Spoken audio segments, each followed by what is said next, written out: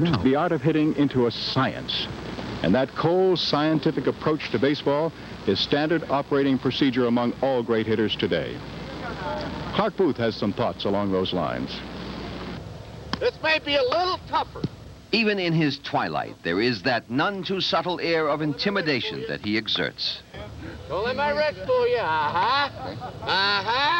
He brings drama, even joy, to the fairly banal exercise of hitting fungos to the outfielders on a stray day in Winter Haven. But even in this, there is a competitive edge. His bottom line in everything he ever did was, don't get beat. Get the next 3, you get a Cadillac. 3 in a row, Cadillac. There's, oh, watch your head. Could have it. 2. 3 in a row, you get a Cadillac.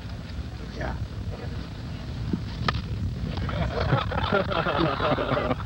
All right. I guess that ain't fair, huh? Nor was it fair, perhaps, that so much skill, majesty, vast energy, and sheer audacity should have been vested in a single fragile presence. His flaws have been abundantly documented, most recently in an intriguing treatment in Esquire magazine. He was always an open book, and if he robbed himself of much deserved happiness, it is also true that all of that only deepens his myth. In his twilight, he has been a kind of Dr. Faustus, preaching his rarefied doctrines, still driving for the perfection of the craft.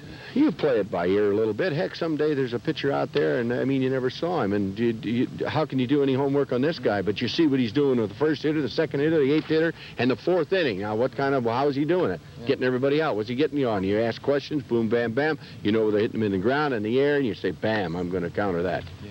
He was the first to spot spectacular promise in Wade Boggs. He reached Boggs early. Maybe you're a little more advanced than you think. You've been playing all winter and everything.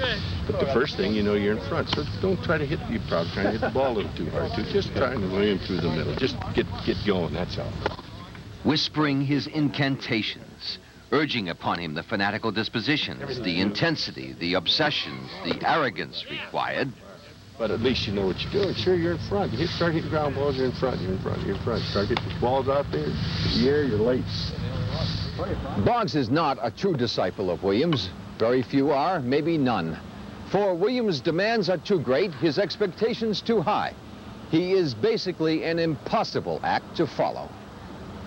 In the end, Williams could be no more copied or duplicated than a Picasso, a Wagner, a Hemingway. For talent in such men is a great roaring beast, and the struggle is ultimately personal. Here we go, right here. Still, he has mellowed. They all do. There's been this rare and touching glimpse of how it's happened, even to this last of the rugged individualists. It came with the unveiling of his statue at Cooperstown last summer. This is a proud moment for me, and a happy one.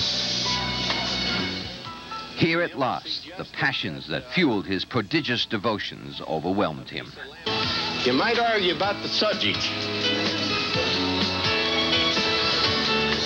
but you can't argue about the work. There may be 400 hitters again, and greats at this or that, but none will ever be more complex.